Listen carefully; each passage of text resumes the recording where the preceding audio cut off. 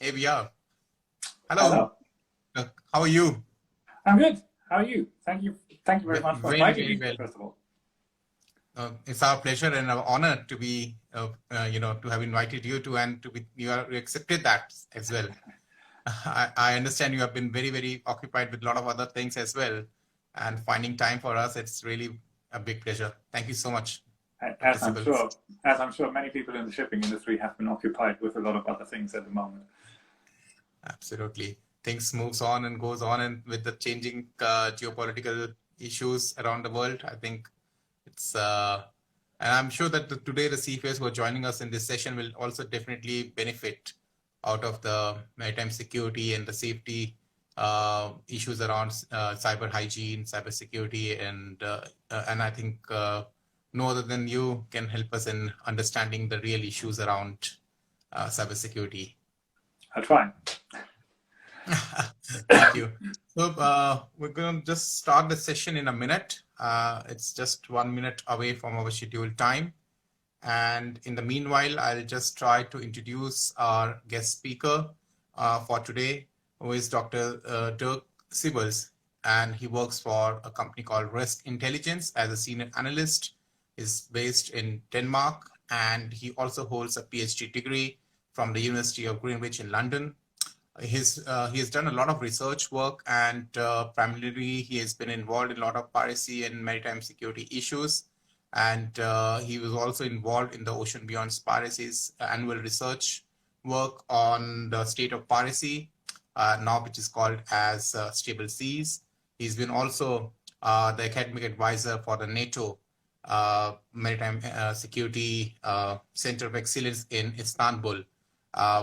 We have a lot of accreditations and a lot of work which goes behind Dr. Siebels' long illustrious career in maritime security issues. So a very, very warm welcome, Dr. Siebels, and thank you very much once again for joining us today. Thank you very much for the invitation. So we will be just starting some few questions, and we would be also looking for some questions from our audience. So I would request our audience to please keep your, if you have any questions during the session, please put up that questions in the chat box, and we will take it up one by one after the session. Please be brief and stay to the point of the subject for today's discussion. So, Dr. Siebels, can you please share something around, what do we exactly mean by cyber security and the cyber hygiene? And if you can also give us some kind of statistics around, cyber attacks on merchant vessels. Yeah. Okay, so first of all, definition. So cyber security, cyber hygiene, that's a bit complicated because there's not really a common definition for any of these things. So you hear them thrown around quite a lot, but there's not really a common definition. But in practice, I would say cybersecurity means, broadly speaking, keeping all the IT systems and also the OT systems, so information technology and operational technology when you're on a ship, keeping that safe, which is pretty obvious, and keeping all of that running. And then when you talk about cyber hygiene, that's more on the personal level. So that's really, and I think the obvious metaphor is personal hygiene. So we're talking about personal hygiene. You talk about a set of rituals that occurs constantly. Like we have small children at home, and what have they learned? Wash your hands regularly, wash your hands before meals, brush your teeth twice a day, and stuff like that. Now, obviously, you don't get sick immediately when you don't wash your hands, and you don't get a toothache immediately when you don't brush your teeth. But when you do have a toothache, or when you do get sick, then the result is very often much worse than the little time you would have saved by not brushing your teeth or not washing your hands. So that's really the same with cyber hygiene, cyber security. You're talking about a lot of very mundane tasks that sometimes seem a little bit annoying and make things just a little bit more complicated. But in the overall scheme of things, it makes a lot of sense, because when the IT system is compromised, when servers are down, when computers are down, you will spend a lot more time restoring that, and just making sure that things are back up and running. Now, from a seafarer's point of view, you might want to say, well, that's a company problem and I get paid either way. And that's kind of true, but I would add two things. First of all, cyber hygiene doesn't only apply to you as a seafarer, as an employee of some company, but it also applies to your personal life. And seafarers, of course, first and foremost, they make payments, they make international payments a lot of the time. So keeping your money safe, that's a very private issue as well. So as an employee of a company with a very good cybersecurity policy, with good updates on that kind of things, you can learn a lot of things, and you can take away a lot of these things for your personal life as well. So that makes a lot of sense. And then secondly, on a ship, you have, as I mentioned, two types of systems. You've got the IT, so the information technology, and you've got the OT, which is the operational technology, which is basically everything that you need to sail a ship from A to B and to sail it safely. And especially when the operational technology, the OT systems are affected by any kind of cybersecurity issue, then that is a real danger to the crew, because you're possibly not able to sail the ship, to navigate the ship in a safe manner. And of course, that's a very dangerous concern.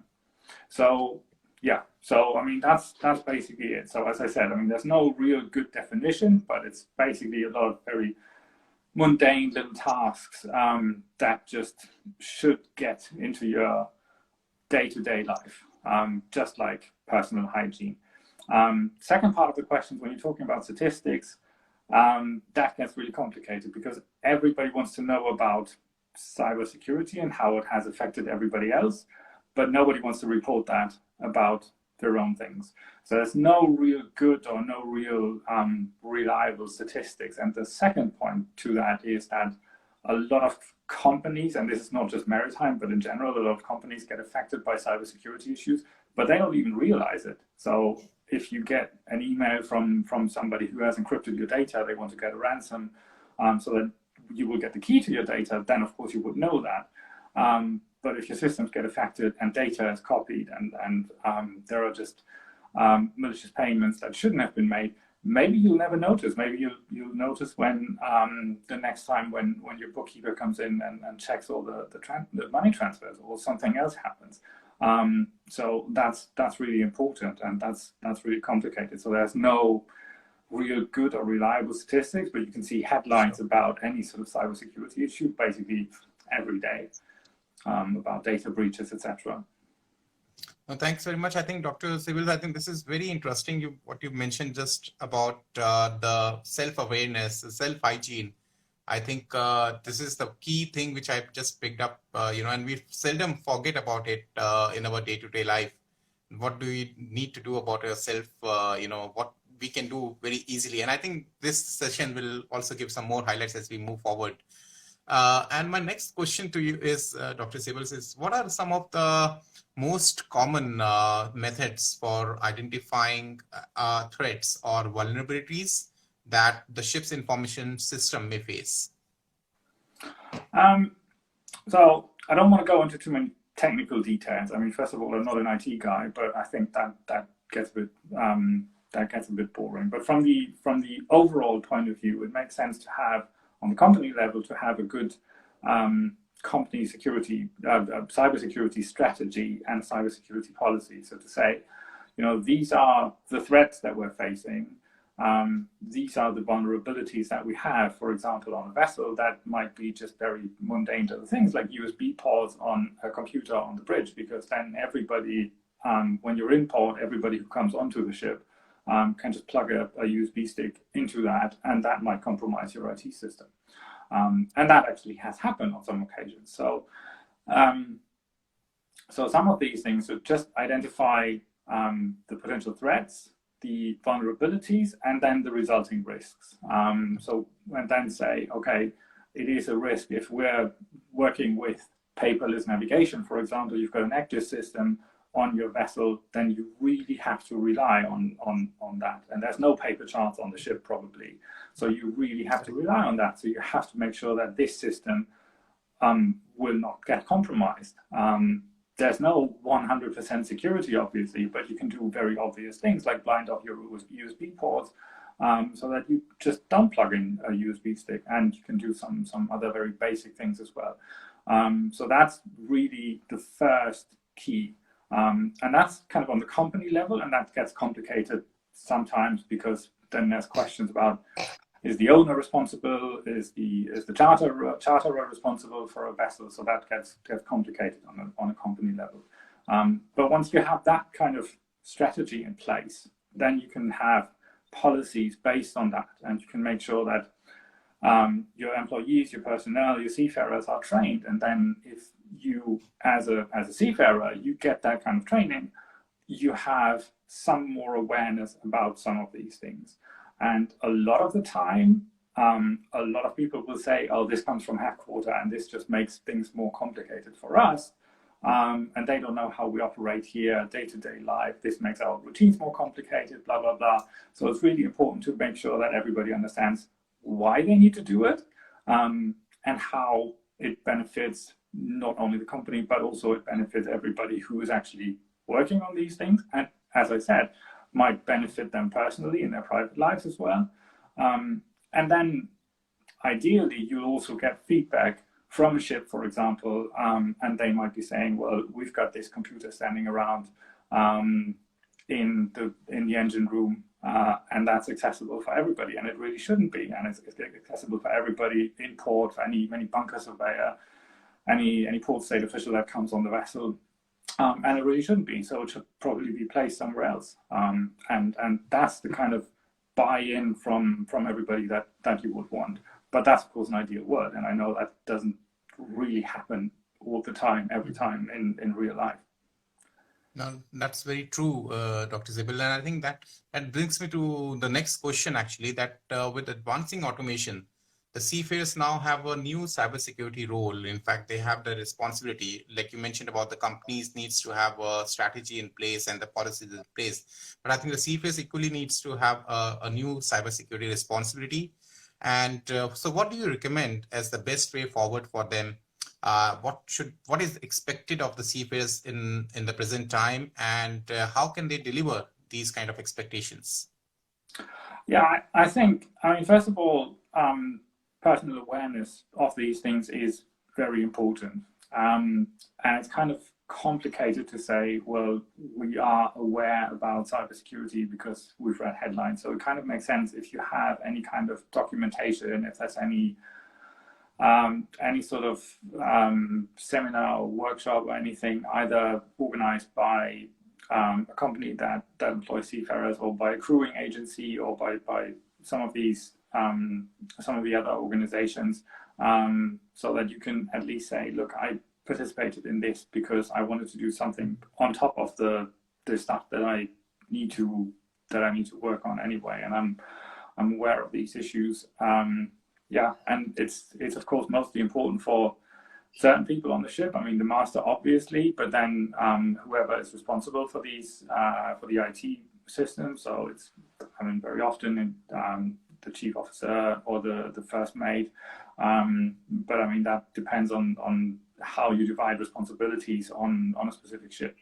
And when you're increasing automation, when you talk about at some point autonomous vessels, there's still a lot of potential for personnel to be involved at some stage. And we're, I would say, at least years away from having autonomous vessels operating on the same scale as merchant ships.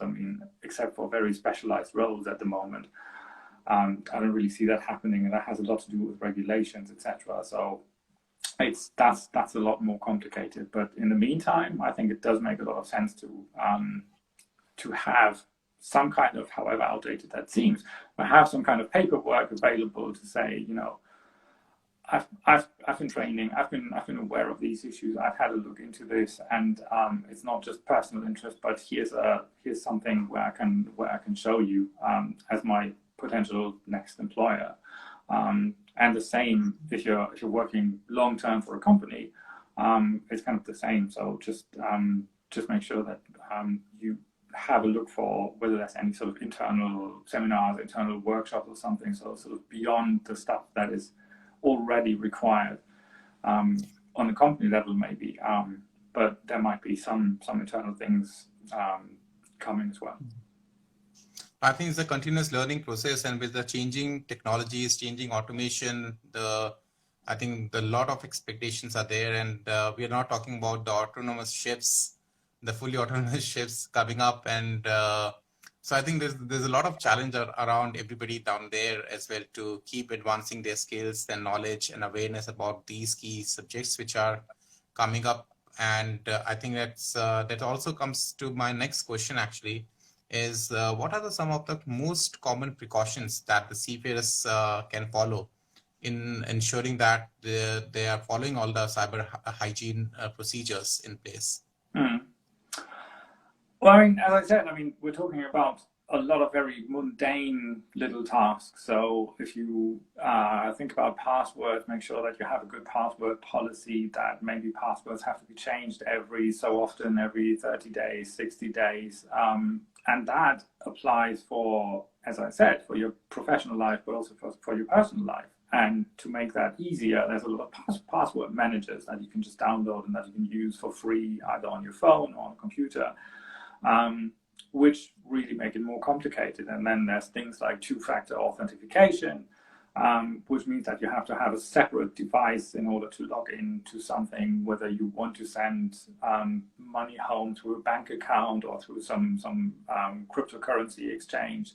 It doesn't matter, but these are basically the same kind of precautions that you would use either way. And again, it's really simple. It's really similar to everyday life, but a lot of people tend to forget that when they're using a computer or when they're using a phone. But you wouldn't leave your door unlocked to your front door to your house. Or you probably lock your car when you're going to the supermarket and it stands in the parking lot. So these are really sort of basic things. As I said, again, as a seafarer and as a private person, that applies equally.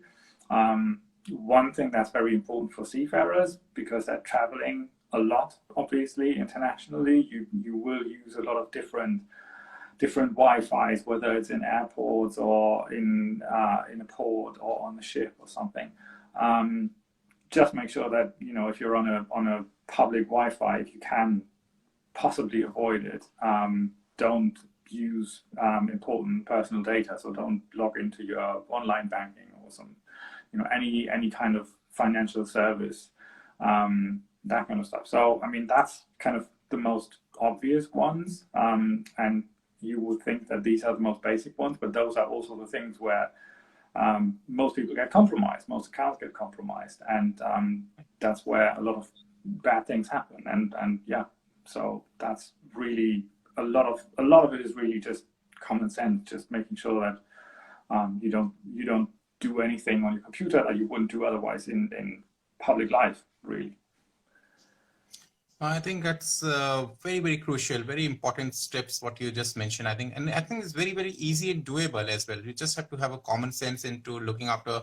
What happens is that we are always in search of the good Wi-Fis and public Wi-Fis, and we tend to forget and become a complacent in that matters, and may pose a threat or risk to our own personal data, personal bank accounts, and can be jeopardized, and so many other things can happen eventually with just a small concern. And I think that the seafarers, you rightly mentioned, they travel a lot, they go to different countries, and I think it's very, very important for them as well to maintain their cyber hygiene, ensure that they are following the right steps, change their passwords regularly, so that don't try and breach your accounts, and ensure that you have the latest technology in place, and then you can use your firewalls as well as anti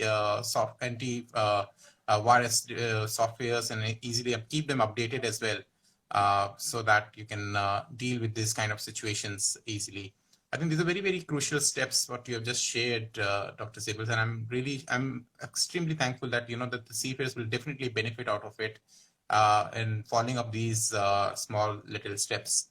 My last question is that are there any real life cyber hygiene examples you would like to share with us to able to understand this how the cyber attacks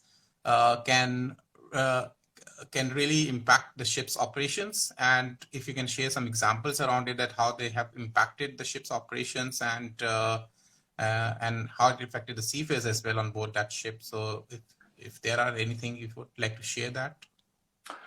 Yeah, I mean, there's a couple of examples. I mean, that's as I said. I mean, you can find headlines about cybersecurity stuff every day. You can find a lot of very alarming sounding headlines about stuff that may or may not affect ships every day. But there's a couple of examples that have actually happened. I mean, one thing to keep in mind is what's the actual threat and where does it come from? Because cybersecurity in many cases, but not in all cases, is driven by criminals, and they want to get some sort of financial benefit out of that. So they don't benefit at all from making sure that a ship can't move anywhere.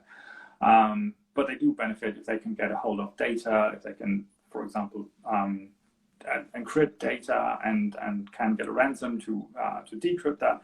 So it's not purely about criminal motivations, but that is a lot of it. So the operational technology of a ship is it's possible to hack it, and that's where you get a lot of alarming headlines about it, that potential criminals, terrorists, activists, whoever can get a hold of ships and can hack into the operational systems. And that may be true, but then the question is whether they do have a motivation to do so. So that's important to keep in mind, I think, on the company level. But I think for now, from seafarers' point of view, I think that is not the most important one. What is much more important in real life, I think, is things like very, very simple sounding things. There was an example of I think it was a bulk carrier, and they were in port and had a bunker surveyor coming on the ship in port. And the bunker surveyor wanted to print a couple of documents because he had forgotten to print those documents back in the office, came on board, wanted to print a couple of documents, and he just used a computer in the engine room because the chief engineer told him to. And had a USB stick with the documents on it, printed everything, great. And a couple of days later, they realized that there was a virus on the IT system, and they had to basically switch the IT system or just completely erase the IT system and restart that from scratch in the next port. So that was a lot of work, and I think 2 or 3 days where they couldn't move. So in the end, that probably cost the owner a couple $100,000, but it's also completely avoidable, and there wasn't even any sort of malicious activity probably by the bunker surveyor. It was just that he used a USB stick, which was compromised already, and he didn't know anything about it.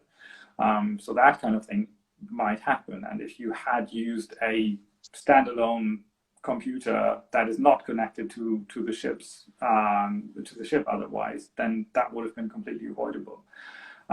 So things like that happen. And I mean, there are other examples of, for example, Hector systems. There's a new build.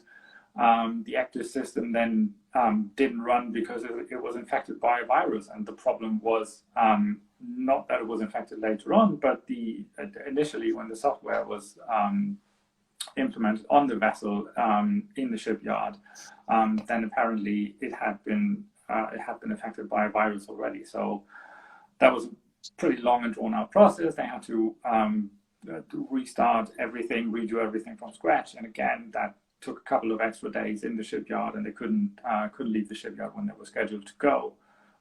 So again, things like that happen, and yeah, and there's really, I mean, in that case, there's really not that much you could do about. because it was a problem on the manufacturer's side. But still, I mean, this could have happened, as I said, if everybody has access to the active system, everybody in port. If it's just simple to open a computer that's connected to that, then that might have very real implication, and it might have very real implications for the safety of the vessel and for the crew, of course. So yeah, I mean, these are just a couple of examples, and you can find a lot more. I mean, there's a couple of really good documents. There's a really good document put together by a lot of the shipping industry organizations, cybersecurity guidelines for the use of ships. I think you probably have that on your website. Yeah, and it's a bit of a long read, but it does make a lot of sense to look into that in a lot more detail. So in your spare time, because there's not only a couple of very good examples, but there's also it breaks it down, the responsibilities, whether something is the responsibility on the company level, on the seafarers level, etc. So you get a very good overview, and I think that makes a lot of sense to read through that very much in depth.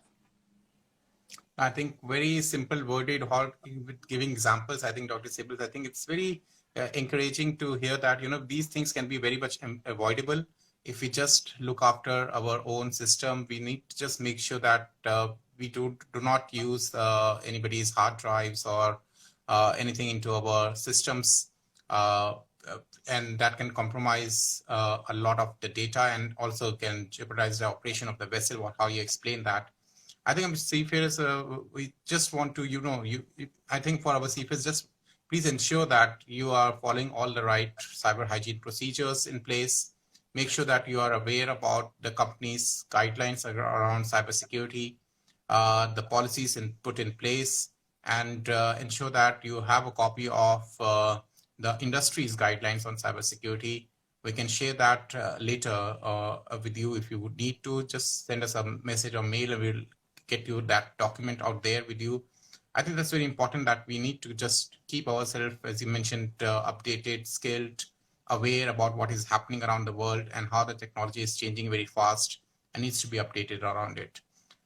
So thank you very, very much, Dr. Siebels, for giving us so much useful information and tips about cybersecurity and cyber hygiene. And I'm sure the seafarers will be very, very benefited out of it. I'll just open the things for the questions, and I would request all the viewers who are listening to us, please put up your questions in the chat box so that we can take on that now. And I think there is a question which a seafarer has just shared. If I may just read it out. As shipping is going through digitalization, if we talk about maritime ERP solutions, softwares including digital payments, how to vigilant to avoid cyber attacks? I think some part of that you did share about that, but if you would like to add anything, Dr. Siebels, into that.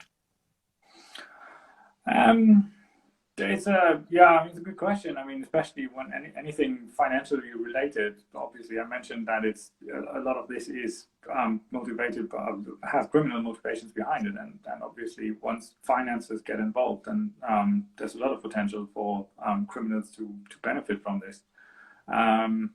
So I think all of the cybersecurity and cyber hygiene policies, etc., and guidelines apply.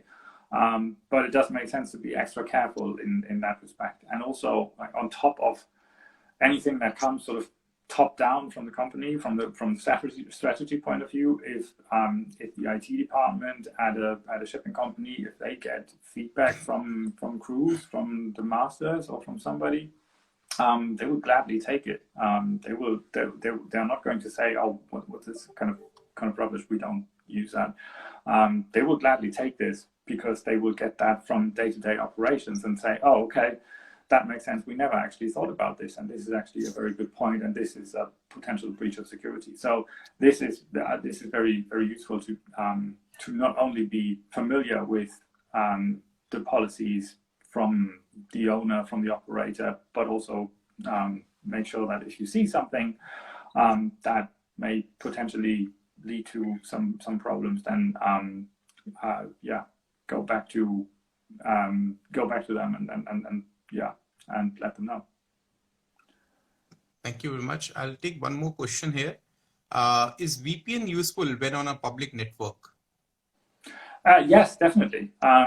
It's definitely useful, but it comes back to one of the things that I said earlier. So these are the sort of mundane little tasks, and everybody tends to use the public network, or most people tend to use the public network and just use it because it's easier, rather than going the extra step and saying, oh, I'm on the public network, and then now I'm logging into my VPN, and then I can use it, because then the connection gets slower and you need a little bit of extra time. But it definitely adds a layer of security, and that's very useful. So if you do that, that's very good. But again, that's the exception rather than the rule, I would say. And that really shouldn't be the case. Absolutely. No, absolutely. I think we should totally avoid using public platforms, especially on our professional ways, or when you're doing the banking transactions or anything related to your data where you think that your data can be breached. So please do avoid if you can, but definitely VPN can add as a extra, security to you more for that time, but that can be an exception for that. So I don't think so there are any other questions there, but any other questions coming up from the seafarers, can you please put up on the chat box kindly? I don't think so. Anyhow, Dr. Siebels, we'll get back to if you hear any more questions from any of our audience. But from a perspective of ISWAN, we are really very thankful to you for sharing your valuable time and the guidance what you have given to our seafarers audience.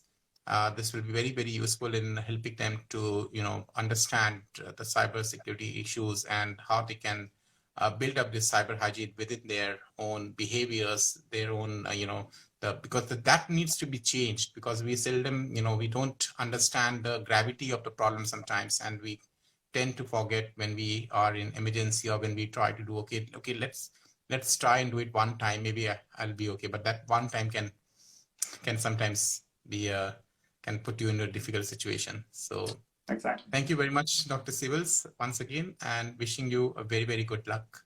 Thank you very much. And to everybody, stay safe. Thank you very much. Thank you once again. Bye. Cheers.